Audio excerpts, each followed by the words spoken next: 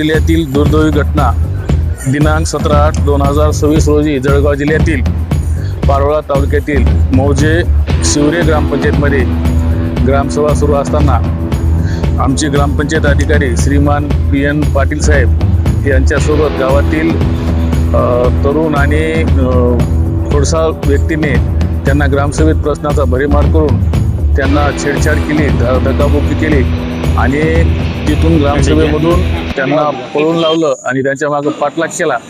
त्यामुळे आमचे ग्रामपंचायत अधिकारी बांधवांचा हृदयरोगाच्या तीव्र झटक्याने निधन झाले।